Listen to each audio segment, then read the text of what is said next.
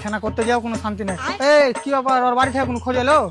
No boss, চুদুর বুডু নট খাটতাম। তোকে মানে কতবার বলেছি যে মানে আমার সামনে ইংরেজি ছাড়বি না? চালা মানে বাংলায় বুঝতে পারি না বা ইংরেজি ভাষণ ছাড়ছে। ওর বাড়ি থেকে কোনো খোঁজ আসেনি, তোকে সাটাম করে দে। ওকে বস। আরে বাল, আমার কোনো নাই খো মানে। তোকে মানে কতবার বলবো বে যে মানে পিস্তলে গুলি গেলা শেষ করিস না বে। মানে ওখানে চাকু খান পড়ে আছে, চাকু খান করতে পারলি না কাজটা। আর বাল, তোমার চাকুতে ধান নাই? চাকু খানটা তো বালিও দিয়ে আসিস না বে। শালা বাল মানে তোরা গেলে কিডন্যাপিং করে খাওয়া যাবে না বে। না মানে কালকে আবার কিস্তি লাগবে, মানে কোনো রকম করে লাস্ট একটা বাচ্চা আছে, ওর পয়সা আদায় করতে হবে। বুঝলি ডে, এখনকার খৈনি তো সেরকম স্বাদ নাই, কচলাতে কচলাতে ধুলা হয়ে গেছে। হ্যাঁ, আবার কে ফোন করলে বে? হ্যালো।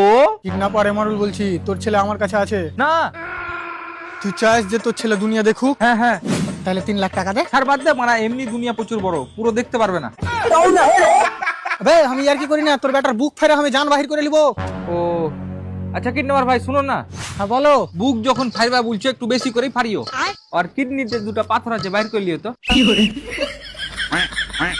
অপারেশন করতে লেগেছিল, মানে ডাক্তারে প্রচুর পয়সা চাইছে। বে শালা আমি ডাক্তার লয়, তোর বাচ্চা নিয়ে যা, টাকা দিয়ে যা। ভাই আমার কাছে টাকা নাই। কেমন ভাববে তুই? মানে সামান্য কিছু টাকার লেগে তোর রক্তকে বাঁচাবি না? রক্ত ভাই আমার জন্মের পরই শুকিয়ে গেছে। ওই ছোড়া জন্ম হওয়ার পর আমার মদ শুরু হয়েছে। নাকিটি ছুরি না, এটা বাপ কোনো মতো হইতে পারে না। বে তুই তোর বহুকে দে। হ্যাঁ দিছি, এলএটি তার নাম ফোন করেছে। দেখ দেখে নি মিনসার কথা, এখন আবার আমি কোনটা নাং পাবো রে? নহন দেখে জান বাঁচে না। হ্যালো। হ্যাঁ ভাবি, তোমার ছেলেকে কিডন্যাপ করে লেছি। তোমার ছেলেকে বাঁচাতে চাইলে 3 লাখ টাকা লাগবে। না জি ভাই, অত দাম নিতে পারবো না, তুমি অন্য কাউকে দেখ খেলিও। আমি এখানে কাপড় বিক্রি করতে আসিনি, তোমার ছেলেকে কিডন্যাপ করেছি।